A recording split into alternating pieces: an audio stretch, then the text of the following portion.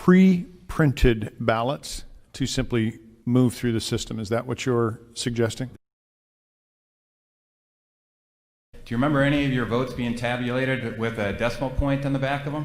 The Secretary of State of Massachusetts contacted Twitter and shut me down.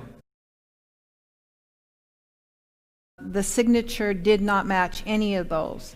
The ballot defaulted on the screen to a Biden Democratic ballot. Democratic Party. And let me say this to all Democrats. 99% of Democrats are just as honest, just as good, just as decent as Republicans.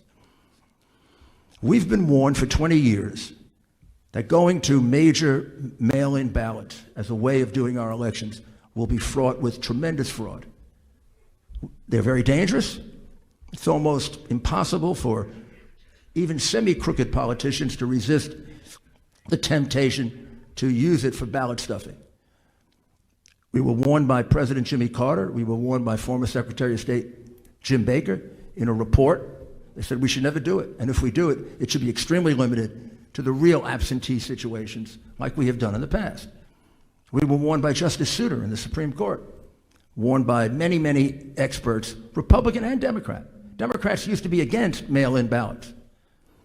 So when they saw the mail-in ballot situation, they said, wow, we could change an election in the past, like they did in Chicago in 1960 with Governor Mayor Daley, like they did in Florida or tried to do just last year in Florida by turning the votes in Broward and Palm Beach County, holding them back for 2 weeks and seeing if they could get enough absentee ballots made up. They couldn't get there. They couldn't get there because there were only like 300,000 or 400,000 absentee ballots. You can't expand it to 1 million. But when you have 2.5 million mail-in ballots, you can expand it to 3 million or 3.2 million. Or you can count it 4 or 5 times in the machine. There's plenty of room for cheating, which is why they slowed it down. So you're in it with other states. It's not just Arizona that has been conned, and the people of Arizona taken advantage of, and their right to vote taken away from them. A significant number of these witnesses were shut out when the important determination was being made, is this ballot valid or isn't it? When you make that determination, as a matter of law in almost every state in the country, and just as a matter of due process and fairness, we'd all agree both parties should get to see it. That's the last time you get to check the validity of the ballot. That's why mail-in ballots are different. But once the envelope is separated from the ballot, gone forever, you will never know how to connect the fraud. So they cut off the vote. He was getting up to 800,000 in Pennsylvania, 300,000 in Michigan. He was even further ahead in Wisconsin. They cut off the vote. They turned things off. They chased everybody out. And then it's not your concern, except for the fact that you got to look at this somewhat in total. They started bringing in false ballots. We have 3 witnesses to 100,000 of those ballots being brought in at 4:30 in the morning in Detroit with no Republicans around that they knew of. Luckily, we had 2 that stayed behind and a Dominion employee who was willing to be honest.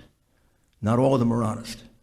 When the vote of the people and the voice of the people is corrupted through influence, through fraud, then it is the responsibility, the duty, and the obligation, not just the choice, but the actual duty and obligation of the legislature to step in and to make sure that you don't certify false results.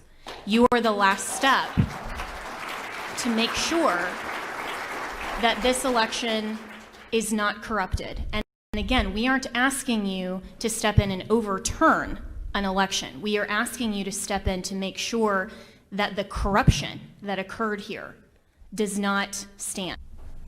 And that company, Smartmatic, their roots are in Venezuela. Isn't that right? Yes, sir. Hugo Chavez was one of the founders, and invested, I think, 28% ownership in the initial setup of the SGO election systems. One of the former officials of the United States government, a gentleman named Chris Krebs, the former DHS official.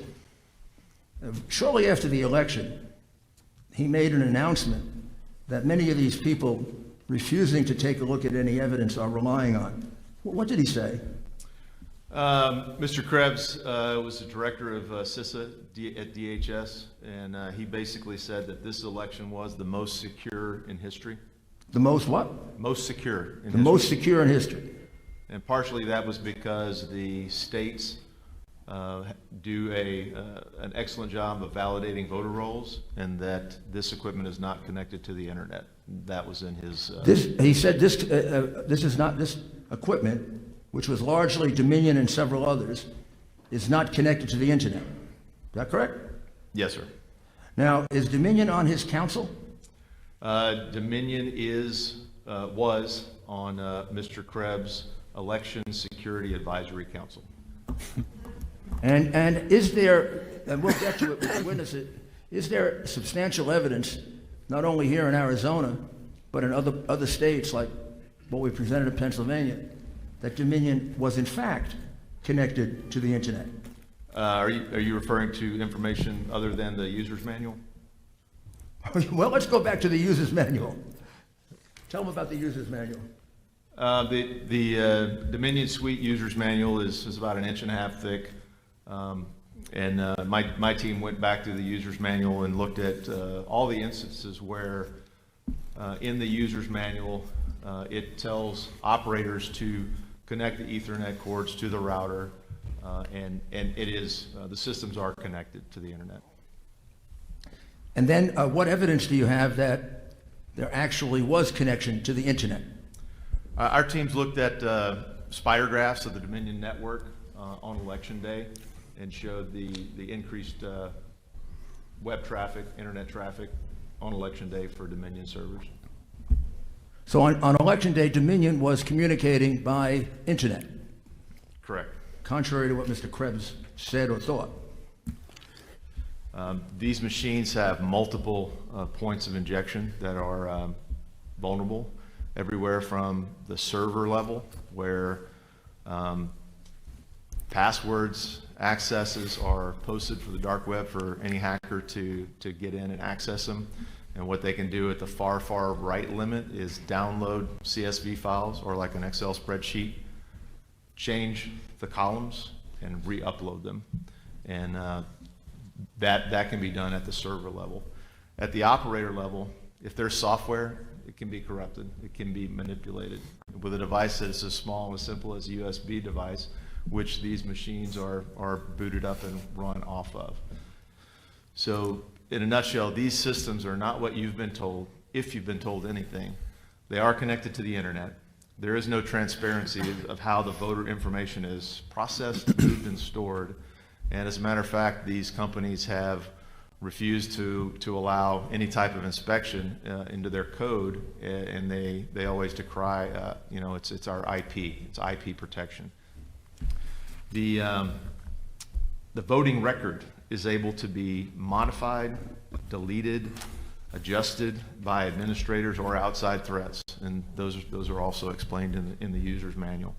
Operators can assign votes for write-in votes, blank or error ballots in large numbers. So all of these votes, they could get put into a batch file, and then the administrator of that voting or tabulation system can say, okay, there's 8,000 votes in this batch file, or there's 5,000 votes in this batch file, and they can say, well, I think, this batch will just make this go to this candidate, and they have that they have that authority in the user's manual to do that. Our team is not the only team that's working on this. There are literally hundreds of other small cyber teams that have weighed in on this. There are tons of statisticians. You'll hear from some of your Arizona citizens today, but we've been working in several states looking at these anomalies. But it's not a secret. DEF CON last year, I think the hacking teams broke in and manipulated these machines in under 2 minutes. So it can be done, it's easy, and there's very little security. So they can be hacked to manipulate votes. One of our white hat hackers discovered a malware on the server.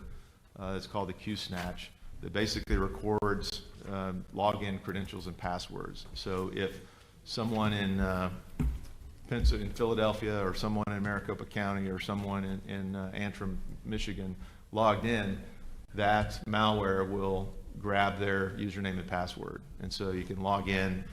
If you got access to the backside of that malware, you can log in wherever you are in the world to Maricopa County to manipulate. You actually examined one of the machines, and you were actually able to see very, very clear changes in vote in the machine, correct? Correct, in Michigan. How does the machine change from after the votes are cast? What does the machine remember other votes? So there's a card that stores the votes, and it's run against the algorithm that's put on the USB card into the actual machine and the tabulator, and that difference was basically the tabulation algorithm. Why, excuse me for my ignorance, but why would you put an algorithm in if you have a vote that's 774 to 508? That's Why wouldn't you just look and see, was that the correct vote? Why do you put an algorithm in which is introducing an outside force to what should be an internal process? to shift things how you like them. When you look at moving these algorithms around through the different precincts, you can achieve quite a number of aggregate ballot shifts. So this is one instance and one recount and one small. So when instance. they The way that these systems work is that you can run votes in, run votes in, run votes in, and if you get write-in ballots or error ballots, it just accumulates them into a batch file. And there may be, 2,000, 3,000, 4,000, 5,000 votes in this batch file, and then the administrator or the tabulator can just go, okay, I'm ready to process batch file, bloop, and they send it, and then it records those votes. In the user's manual, there's ways that it shows that the administrator can vote that batch, in a 80%, 20%, 100%, however the administrator chooses. Excuse me, Colonel Waldron. So I think what you're saying, and I'm going to kind of repeat this back to you, these might be pre-printed ballots to simply move through the system. Is that what you're suggesting? There are indications, we have affidavits from Pennsylvania that there were ballots that were pre-positioned in a bobtail trailer, a tractor trailer truck. Okay. And that these ballots were, the thought was that this was a cache that they could go and grab the amount of ballots they needed and take them to the specific tabulation centers. And that's an affidavit that's from our Pennsylvania work. This Colonel, TTP is standard. so repeat one more time the piece of information that I think people were shocked about, because it is hard to believe. Did you say that a Pima County official said that they didn't validate any of the mail-in votes? That was Maricopa. Maricopa, They didn't sorry. validate the signature. They didn't validate the signatures on the mail-in ballots.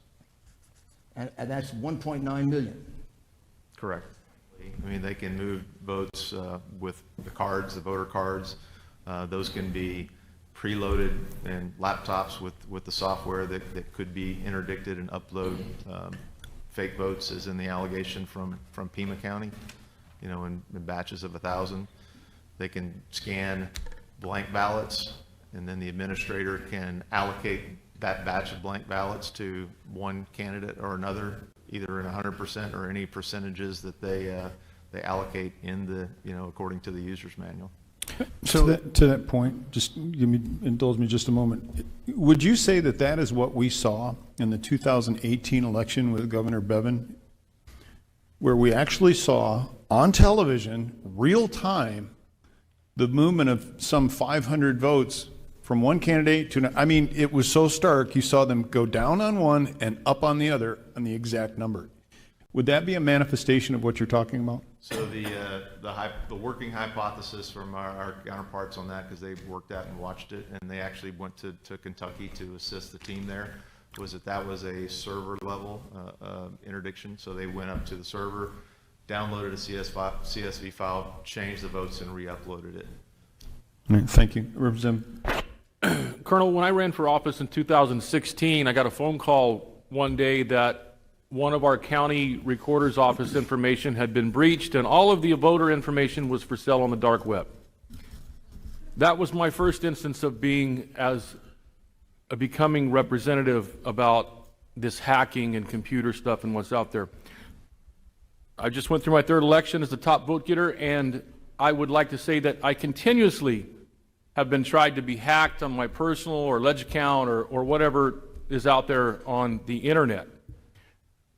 I later learned from people, Colonel, that the reason why this is done out of the country, and according to your graph, is that it is harder for us to track these people down and prosecute them when these computer anomalies and things happen from outside the country, inside our country and state. Would that be true? We would not have the legal jurisdiction to go seize or search a server outside of the U.S. Thank you, Colonel. And Mr. Chairman, I get fired up when I get into this stuff because I read and hear everything that these people have said. It has happened to me. And I just thank you again for your information, confirmation. But when I go back to the 2016 hacking, what I see as a pattern, Colonel, is that there is a plan. There is a larger plan, and it's not a conspiracy theory, and I'm not nuts. But if I wanted to engage in a plan in 2016, Colonel, would I not start hacking and getting the VOTA databases and information of projecting of why do we have, what is the number, 2,000 or 1,200 voters, I believe, in Maricopa County registered that I believe have voted at a vacant lot? I mean, if I really wanted to go down the road, isn't that the way you would target it? Yeah, and again, it's you can interdict this in multiple levels and multiple methods, and I think that's what's happened. There's so much out there, and it's to your point, you know, you're not a conspiracy theorist, but it's really hard. They've made it so hard for the public to understand it, and we call that in deception operations ambiguity increasing. Mr. Chairman and Colonel, just for clarity, not only can these machines be manipulated with a thumb drive and everything else, it can be changed remotely outside the voting center. That's correct, and there are references in the user's manual that show how they can do that. Thank you. This is actually documented as part of the affidavit that was submitted in a lawsuit that's put in Michigan by Sidney Powell and in other states. And you guys have voted quite a bit. You guys are, most of you have already served in office, right? Do you remember any of your votes being tabulated with a decimal point on the back of them? I don't remember any. My 8 years serving in the Michigan Senate, any times where I actually had a decimal point after a vote tally. So that would suggest that a partial person was voting? Well, sometimes, you know, there were people that tried to make you feel like a partial person when you served, but no, that wasn't the case here. That's one of the modules inside of the Dominion suite. And this is where you might see evidence of, this is the only place that I know of at least that can start putting in fractions into your vote. Because if you meet a certain vote threshold, it'll go off and switch that, it'll prioritize the votes for the second choice, if you will, and give them 10% of the first choice of whoever or 10% or whatever number you specify. It'll actually get into the point of allocating percentages of votes to one of the candidates. Hold it, but one person in particular, I want to play a video for you guys, who we left him a voicemail, but he never talked to us, so he's not included in these numbers. So I want to share just a clip, if I can, from a program. Let me adjust the volume here. Maricopa County, Arizona to Tennessee about 5 months ago so he could train for the Olympics. So you can imagine his surprise when he got a message from something called the Voter Integrity Fund. The state of Arizona is reporting that a ballot was cast in the name of Nishan Garrett in the general election on Tuesday. If Nishan Garrett did not cast this ballot, please call us back. Well, that doesn't sound fishy at all, right? Well, Nishan didn't think so either. So he went to the state of Arizona's voting website only to discover that his ballot had been accepted. And Maricopa County's voter portal said his ballot was signature verified and counted. The only problem is he'd already voted in Tennessee. He didn't vote in Arizona. Nashon Garrett joins me now. Nashon, great to see you. Now, you never received an Arizona absentee ballot or an application for mail-in ballot, so who the heck cast your ballot in Arizona? That is an excellent question. That is an excellent question. I have no idea, and that's the reason why I'm on here with you tonight. I just had a couple questions. For the 44% that you said did not request an early ballot but got one, how many people did you poll to get that 44%? Well, we started off, as you can see in the chart, or maybe you can't see, with the large number of unreturned ballots in your state in Maricopa. And then we reached out, we were able to get a phone match to maybe 250,000 of those. The number we were able to reach via phone is 2,044. The number who said they did not request that ballot was 902. Mr. Brainerd, I've been trying to refrain from commenting, but I'm going to tell you that you have just shone a light on something that confirms, I think, for all of us that this is not an illusory issue. We have seen, this is hard. You know, somebody asked, where's the smoking gun? And I want to see the blood splatter. There it is. All right. So thank you very much, sir. I appreciate your testimony. But what's extraordinary about this graph, again, you know, we went through many, many, many iterations. It matches perfectly, near perfectly. The slopes match, the curves match, the shape match. So what this tells us is that this demographic distribution of allocation of party affiliations is what can generate this. And I find it highly implausible because this means that Mr. Biden got 130% of Democrat voters and negative 30%, and President Trump got negative 30%. So how is this possible? So how is this quote unquote result possible?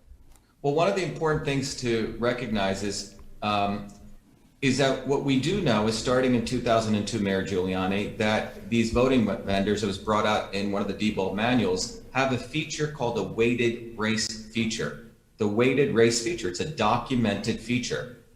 And the weighted race feature is basically says that the feature in the software, which the secretaries of state have certified, knowingly or maybe unconsciously, but they must have certified these electronic voting system software has a feature called a weighted race feature, which allows a voter's vote to be, or a candidate's votes to be multiplied.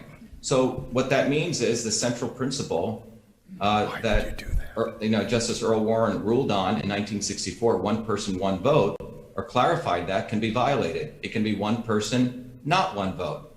And that is one explanation of this. But the important feature I think people in the public need to understand is these software systems, the electronic voting software systems, have a documented feature called a weighted race feature. So the implementation of this is very possible. In fact, it's a documented feature starting as early as 2002.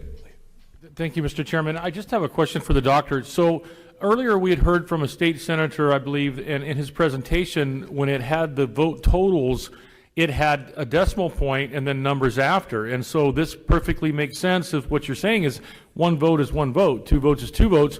But if there's some way there is something added to it electronically to have a weighted vote as a 1.25, so every vote for this person is a 1.25, would that be the way those decimal points got there?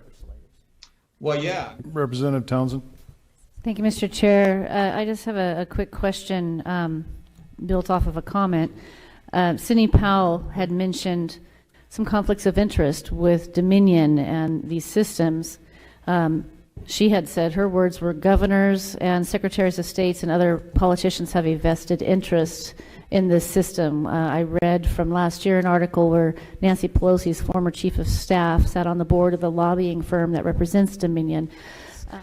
Do you have any indication or any suspicion, or is this just a mistake or a fluke in data?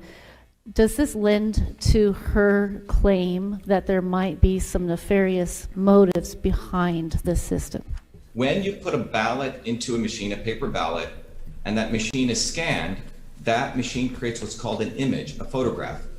And when tabulation takes place, guess what's tabulated? Not the paper in the electronic voting machines, the actual images. Does that make sense? So the images are tabulated. So when you get a result, if you want to validate the integrity of that result, the output, we must have access to the ballot images. So when in Massachusetts, for example, I applied for a FOIA to get this. The Secretaries of State of Massachusetts, and I believe this may be true in many Secretaries of State across the country, they responded back to me saying they deleted the ballot images. In fact, they destroy them, that they don't have to save them by state law. And it is my understanding, pursuant to USC 20701 and 20702, for federal elections, those ballot images must be saved in order to validate the integrity of the election. Well, in my case, when I started sharing this on Twitter on September 25th, the Secretary of State of Massachusetts contacted Twitter and shut me down for 21 days left in my election. And what came out in testimony in Massachusetts with a federal judge here was that the Secretary of State of Massachusetts has a special partnership with Twitter where they were able to brand what I had was sharing, that ballot images were destroyed, as election misinformation. And in addition, they called the National Association of State Election Directors, NASED, which is the association of all the state election directors, and they too got involved in contacting Twitter to shut down my tweets where I was exposing that ballot images, which were destroyed, which would be the evidence showing that the weighted race feature was on. It was quite extraordinary. Well, the NASED is the group of all state election directors. So why was my tweet, when Twitter had not shut me off when I was talking about election fraud, but the state of Massachusetts Secretary of State and the state election directors found it threatening, because what I was essentially stating was that the state election directors of a number of these states are concealing the actual evidence which directly correlates which can expose whether weighted race feature was on. So yes, I do believe it's nefarious. And if you go look at the National Association of State Election Directors, which is a nonprofit, they are funded, and they're an entity of Democracy Works. Democracy Works is funded by Rockefeller Brothers. It is also funded by the Murdochs, Catherine Murdoch. And you can look at who is actually controlling the state election directors, or what community are they part of. Now, why is this important?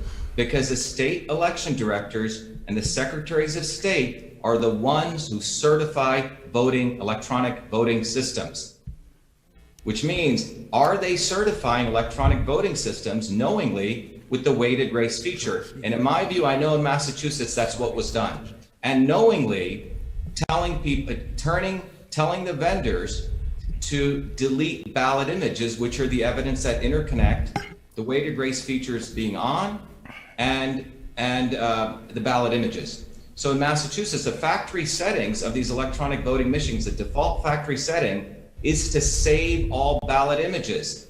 What we discovered in Massachusetts is they tell the vendors to set that to off, which means delete, destroy all ballot images. And I believe that many of these secretaries of state are involved in this. So yes, I believe it is nefarious. Thank you. So I was there again 4 days later, and the room was full of screeners.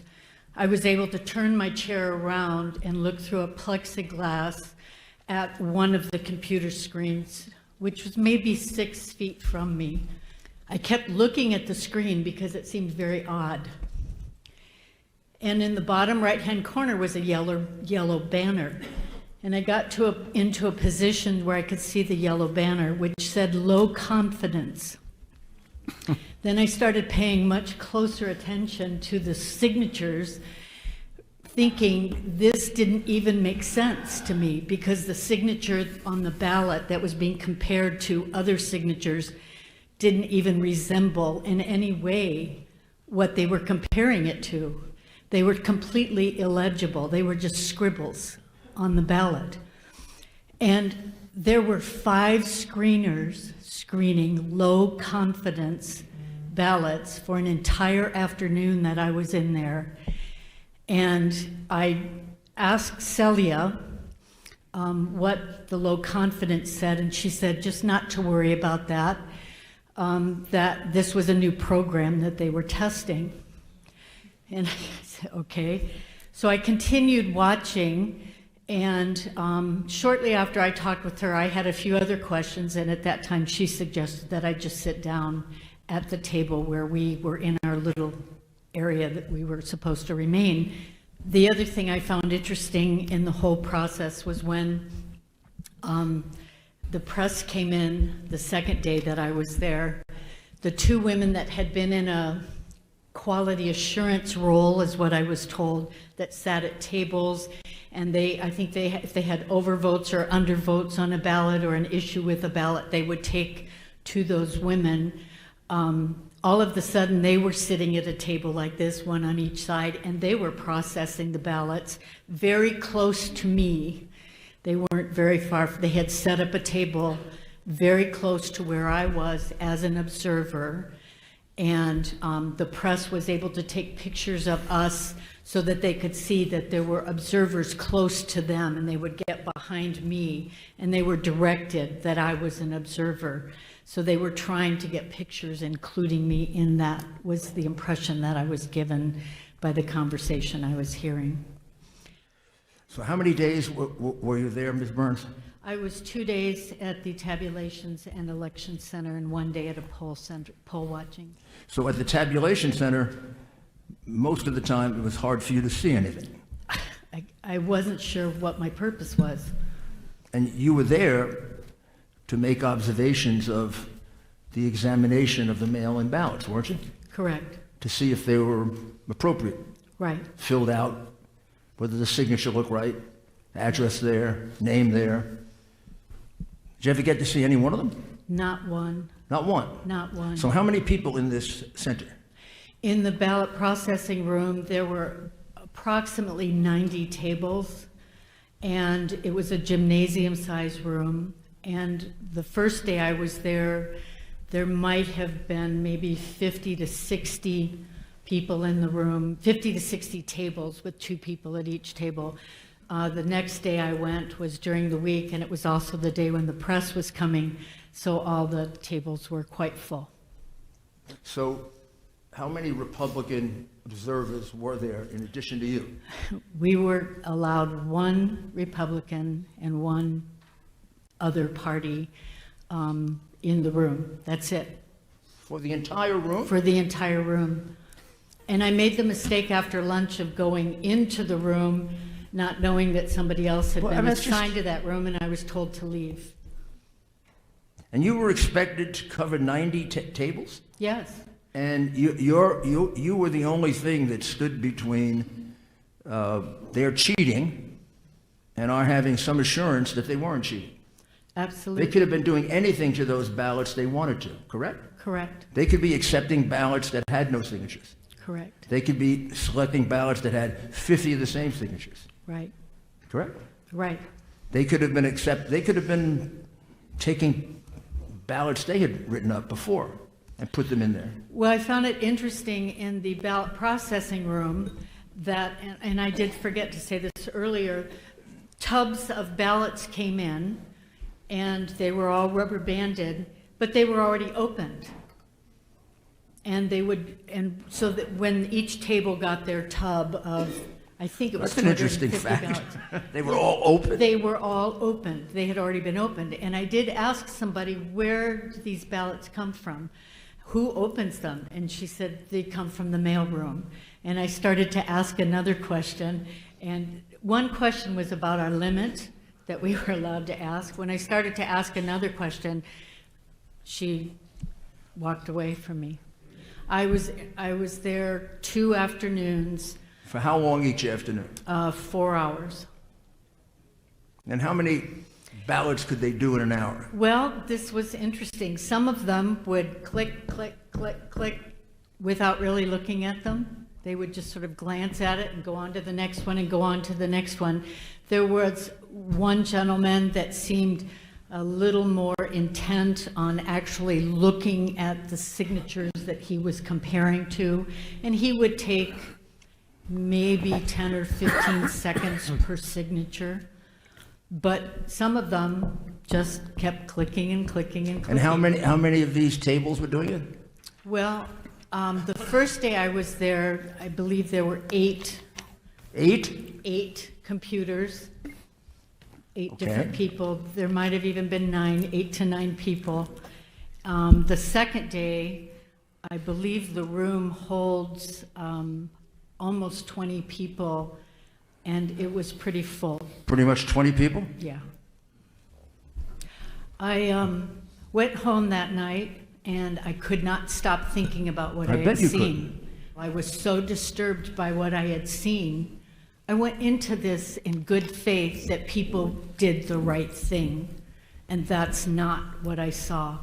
I've never had the opportunity to provide a civic service like this before, and I was truly astounded at what I saw.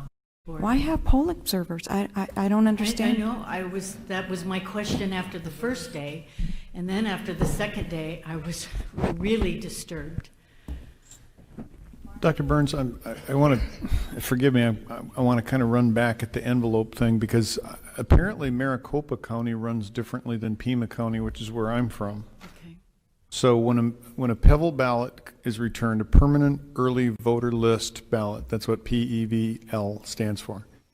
When you return that, it's an envelope inside of an envelope with a ballot on the inside. And what I hear you saying, I just need to be crystal clear on this. Right. The tubs that you saw with envelopes were singular envelopes with a ballot in them, all open. Yes. Okay. Thank you, ma'am. I'm really curious about the low confidence and the high confidence. It's got me really curious. And you're saying that the screen with the low confidence, you couldn't see that the signature matched at all to any of, okay, so they're looking at one signature and trying to match it to other signatures that are on the page? Yes. Am I getting that right? Yes. And you could see that from where you were sitting that the signature did not match any of those. Most of them did not match any of the ones they were trying to match it to. It wasn't, in many cases, not all, it was just a scribble. It was just a flick of the hand. When you were watching that, and this is just a real simple response I'm looking for, did you notice any stark differences? For example, you said a scribble. Well, what we didn't hear is the signature they were comparing it to. Was it so clear and convincing to you that it's like, this is a signature, this is a chicken scratch? Right. It was that clear to me. All right. On many of them. Thank you very much, ma'am. Dr. Burns, you said earlier that when you were looking at it and they were saying that it was in yellow and there was low confidence, that you asked about it and they told you that it was a new program that they were testing? Yes. And they were testing this new program on live ballots? This is what I was told. Did they give you any further explanation on that? Okay. No. You had concerns about a masking tape issue that kind of went on for the better part of the day, and you asked about that. Did you ever get an answer on that, if there was an issue with that? I was told not to worry about it Oh, by the supervisor. not to worry about it. And that's, yes. After about the first hour, I noticed that there were a lot of ballots that were coming in that were being removed from envelopes that were faxed in. And the supervisor said, those are military or absentee. But there were hundreds and hundreds and hundreds of them coming in. And I asked, well, what is the chain of command? How do we know for sure that these faxes are accurate and they're from the people who sent them? And I said, how do you verify a signature? If they've got the ballot and they have the envelope, why can't they just somehow get here in the envelope that they were originally given? And she told me that there was not an answer that she could give me. She didn't know the answer, that I would have to ask the other supervisor. So when the other supervisor came in, I asked her the same thing, and she told me the exact same answer, that she didn't know, that all happened in the verification of signature section, and we weren't in that area. The ballots, when they were processed, were then put into these blue containers that were supposed to go to the front of the room. They were then sealed and locked by the supervisor. When I left at 1 o'clock, there were still 6 sitting there with the supervisor out to lunch, and none of them were locked. Also, the ballots that were coming in that were faxes were called duplicates because they had to be manually entered. They didn't get secured at all. They went into a little basket on the side of the room, and then women from another area came in and got them and left with them. So I never saw what happened with those. But those same women were also coming in and they were taking the postage boxes full of ballots and leaving with them as well. And they were going to a different area of the facility that I was not given access to. Because I have some concerns about this. First of all, the chain of custody for the ballots that are faxed in, but also because there were things that I wasn't seeing behind the scenes. 20. Working on signature verification room, the duplication room, adjudication room, ABC room, and the hand count audit. Let me share at least 6 irregularities that I personally observed. Number 1, signature verification standards were constantly being lowered by supervisors in order to move more quickly and process the higher amount of early and mail-in ballots from approximately 15 points of similarities, where you see a rounded L or a straight line, a number of different similarities that we were told there may be an hour process of training prior to all this beginning. From the 15 points of similarities, reduced to a minimum of 3, lowered to 1, and ultimately none. Just past each signature verification through, we were told. Too many rejections have already been turned in and reviewed. We need to move more quickly. This is not the way an election should be run. Where's the integrity?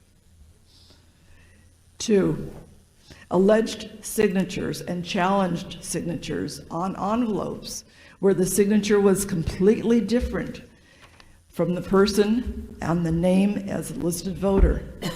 These were let through and approved by supervisors. So the ones who signed the envelopes were not the actual voter, but these were allowed to go through with Maricopa County verified, stamped on the outside of each affidavit envelope. 3, challenged runs or batches of envelopes for signatures, verification observed by me to be the exact same handwriting on the affidavit envelopes. And these were on various ballots. I saved what was the ballot number, and I believe I've turned it in. If not, I do have that information, where there were at least 30 ballots that I saw at one time that were all signed by the same handwriting, but on different voters' names. When I asked the county attorney if the county attorney would be alerted for possible fraud, I was told no, but supervisors would take care of it. In the dupes room, number 4, and this is the duplication room, I observed with my Democratic partner the preparation of a new ballot since the original one was soiled or wouldn't go through the tabulators. I read her a Trump Republican ballot, and as soon as she entered it into the system, the ballot defaulted on the screen to a Biden Democratic ballot. Just what I asked. We reported this to the supervisors, and others in the room commented that they had witnessed the same manipulation. We were never told what, if any, corrective action was taken. All I know is the next day I was called outside the room that I was working in signature verification by the supervisor saying, I understand you caused some problems this week, and saying that you thought our machines were not working correctly. And I was being the one that was scolded. And I was told at that point in time, I could not discuss anything or talk about what was going on, as many people were threatened because they were told that their voices would be suppressed. they would either have to leave the room and not work there again. I'm here because I think this is our duty to speak the truth and tell the truth.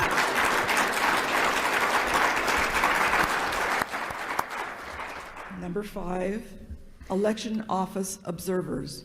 When it became apparent that more and more early and mail-in ballots need to be processed, I mentioned that the current role of the number of observers per party was not adequate.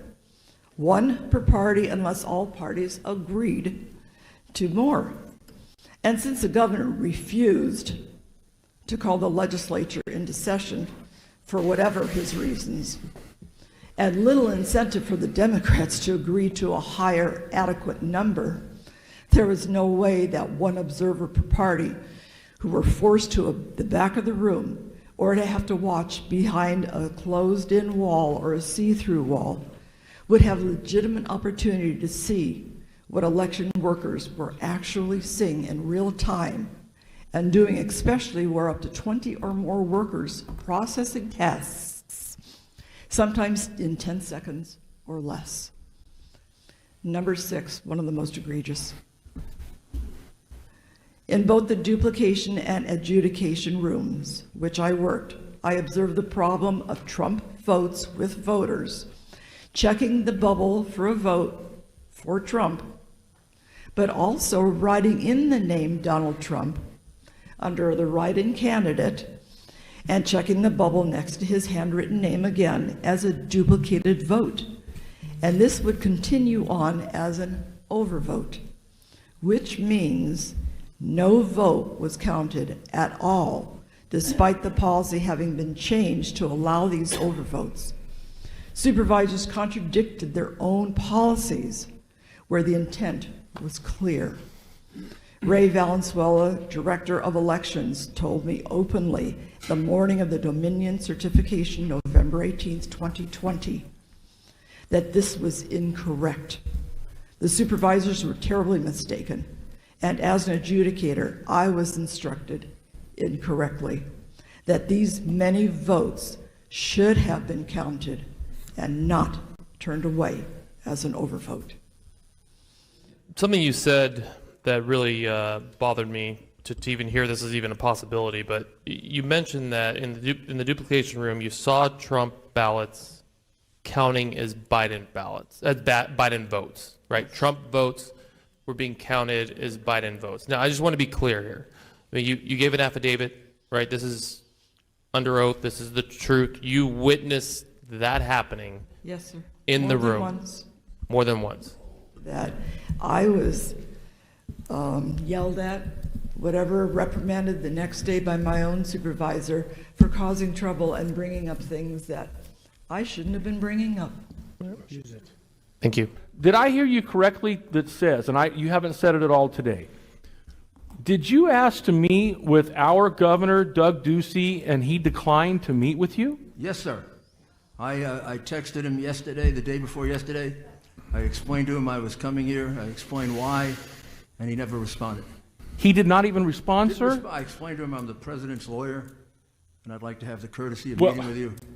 Mr. Chairman, Mayor, you were mayor of one of, if not the largest city on the East Coast as a Republican, and which has more people in that city than this state.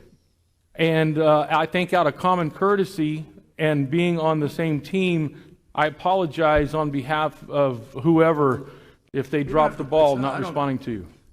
I mean, I've been doing this kind of investigation for 50 years, and when people don't want to meet with me to hear the facts, I can kind of figure out why they're doing it. But they were transferring overseas votes from printed PDFs onto digital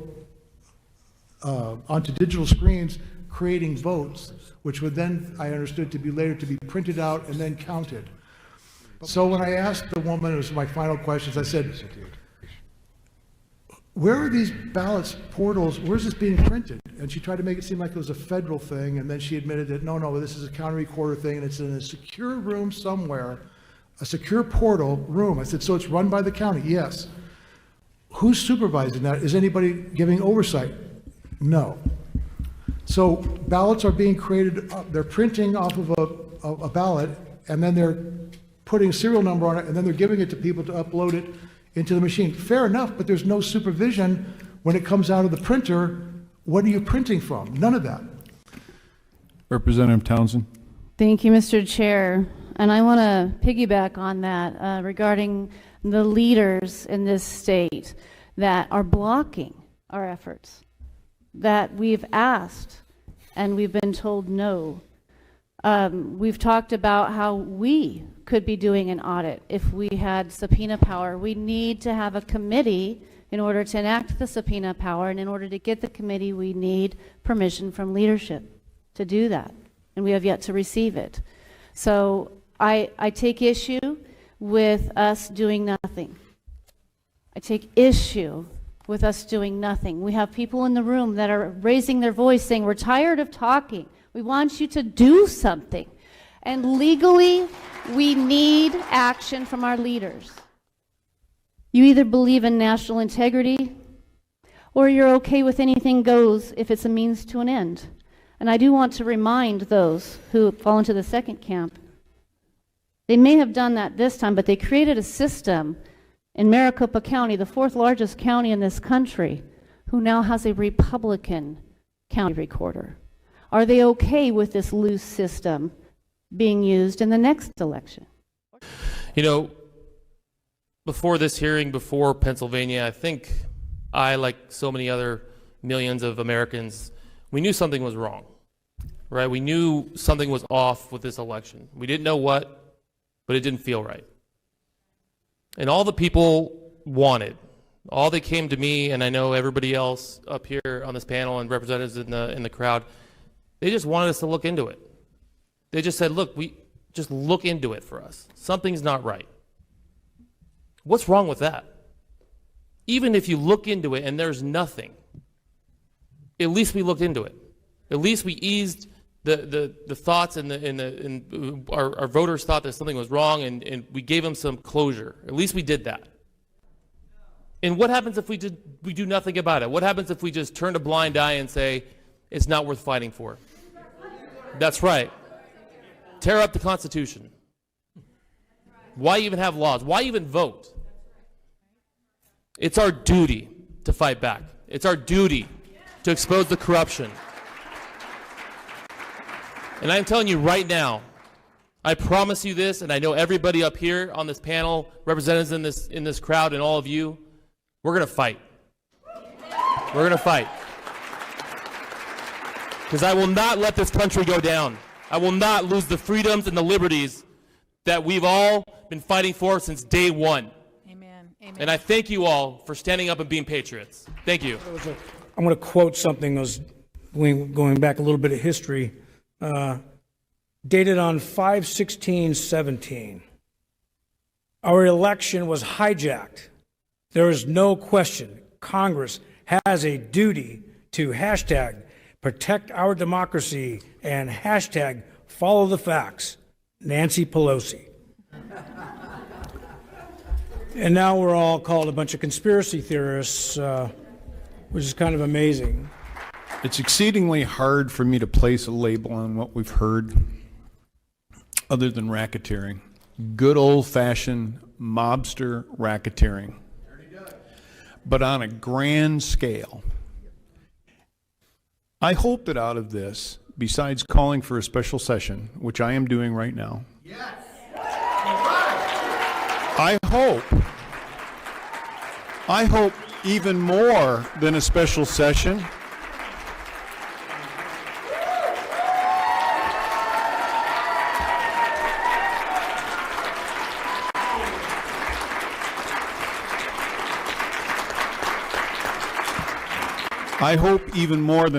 session, we see a series of grand juries convened.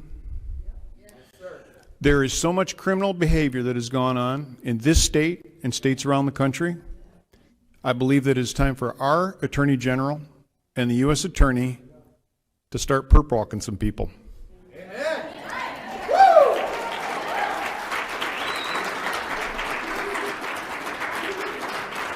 I am glad that you are fired up. But ladies and gentlemen, this is a skirmish. You ain't seen nothing yet.